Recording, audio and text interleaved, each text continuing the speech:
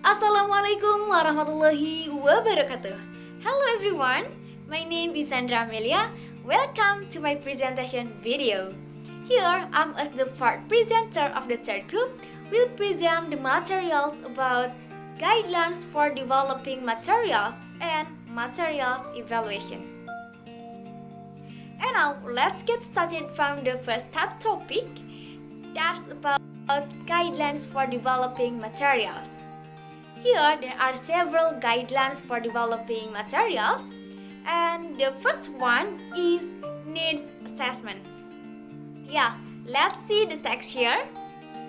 Surveys and identifies the concern of the target learners because the objectives of the material should be carefully drafted based on the interest, problems, and need of the target learners.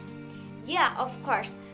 The material that teachers teach should be appropriate with students' need.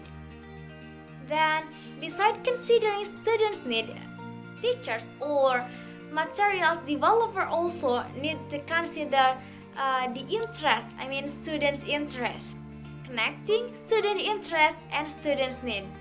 For example, students need to learn or to improve reading skill. So the text that presented can made up attractively suitable with their interest, with their problem, so that the material can be said that appropriate for students. And now, how to getting know students' need, students' interest, and students' problem? The answer is on the beginning of the text above. Survey and identifies. And the second one is development of curriculum grid. Yes, besides needs assessment, development of curriculum grid also can help materials developer and teachers to know students' needs and decide the appropriate materials for students. From that, we can know the goals of National Literacy Program contain based on the national outcomes, locally relevant content based on the identified needs of the learners, prescribed levels and levels of literacy skill of learners. Yes, this will really help materials developer to develop the materials. And then the third one is selection of themes. After we as teachers know the students' need, we also need to select the themes, determine what themes will be raised up. As we know together that in learning materials, each topic has its theme, right? But we cannot choose it randomly. We need to select the appropriate theme. For example, what is the appropriate themes for elementary students, for 7th grade or junior high school, 10th grade of senior high school, and so on. And back to point 1 and 2, we select the theme based on students' need and students' interest. And then the next one, the fourth one, is setting up the objectives. Well, I do believe that all of you have already know that teaching and learning process help to reach the goals.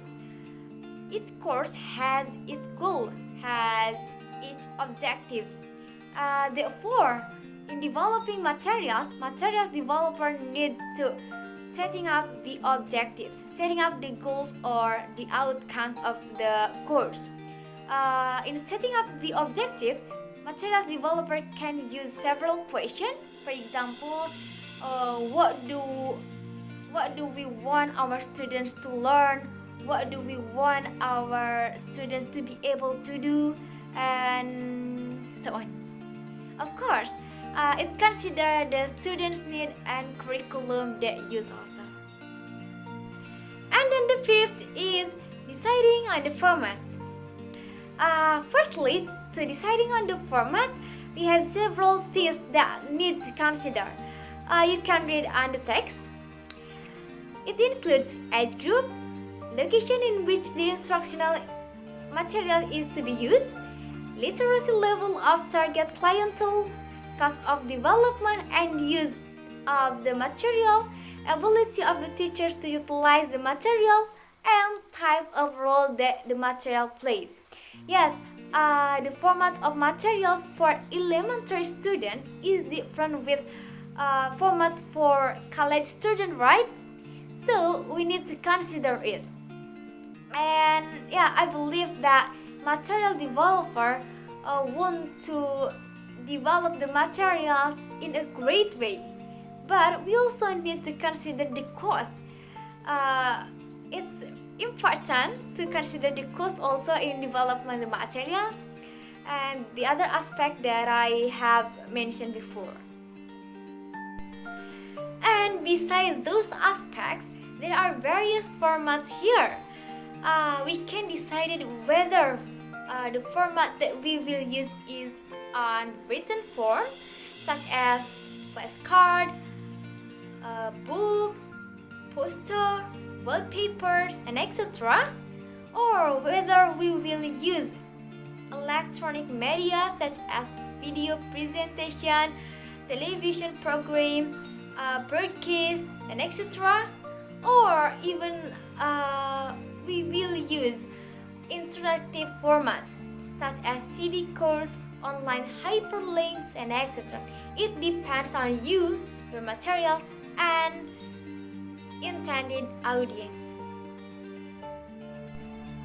And then the next one is selection and arrangement of content.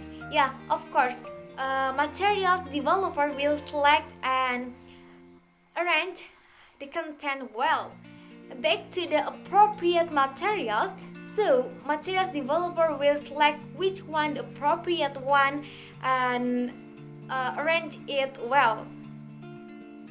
And then the next one is titles and captions. Yeah, each content needs a title and caption, right? And it's time to give a title and caption to make reader or users easier to understand the content or understand the materials well. Then the next one is script writing. Yeah, I believe whether it will be in written form, electronic media, or etc., materials developer will make script writing first. And I believe all of you can imagine it. It includes script expressions, inclusive language, short sentences, illustration, local language flavor, reading flow, and attractive layout. And next move to the next one is illustrations. Yes, to make materials easier to understand and also interesting, the materials will be equipped by illustrations. And the last one is editing. Yeah, after all the point, from the first point until the ninth point is already completed, it's time to review, recheck, and edit the materials. Well, those are the guidelines for developing the materials. And now, let's jump to the next subtopic. That's about materials evaluation. Of course, as the teachers, we need to evaluate the materials, whether materials is presented clearly, whether students can understand the materials, whether the students can reach the aims or the objective of the course or not. So we need to do the evaluation. And here there are two kinds of evaluation. The first one is external evaluation and the second one is internal evaluation. And now let's begin from the first type of evaluation, that is external evaluation. External evaluation is evaluation that analyzes from external aspect which is stated explicitly by author. And what for we do external evaluation? Anyone knows here? Yes, we can see on the text. External evaluation aims to examine the organization of materials. It includes intended audience, proficiency level, context, organization into teachable units, date of publication, author view, and publisher. Yeah, it's important for us to do external evaluation. Don't let us use inappropriate instructional materials which do not comply with intended audience or the levels because we did not do the external evaluation. Then the second evaluation is internal evaluation. It is analyze or evaluate the the value of materials in relation with objectives, principle, lesson design, and assessment procedures. Whether organizing materials that serve a parallel with the objectives of the course or the topic or not. Then to do the effective internal evaluation, we need to analyze several information here. I can read on the text.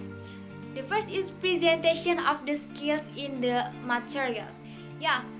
We need to evaluate whether the material is presented clearly or is material presented suitable with the skill that students learn or not. And the second one is grading and sequencing of skills. Of course, as teachers, we need to know and we applied and also able to analyze the assessment procedures well. Then, authentic or artificial recording, authentic or artificial dialogue for speaking. Yes, last week we have learned about instructional materials, both authentic and artificial. As one of the important things in teaching learning process, of course, we need to evaluate it.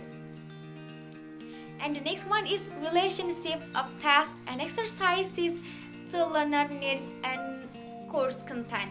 Yes, the task that teachers give should be authentic.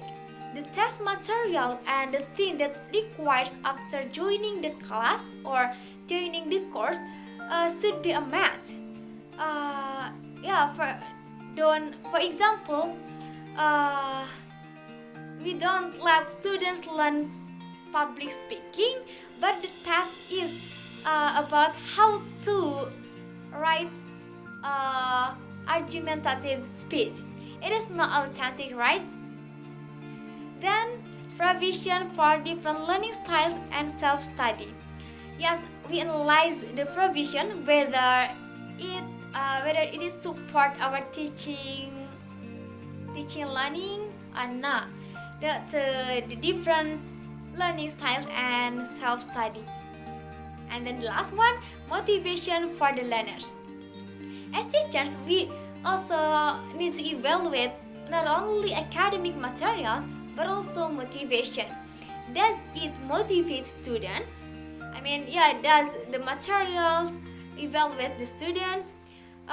We need to maintain students' motivation and enthusiasm for learning because students' motivation is one of the important things in learning process. Well, that's my presentation for today about guidelines for developing materials and materials evaluation.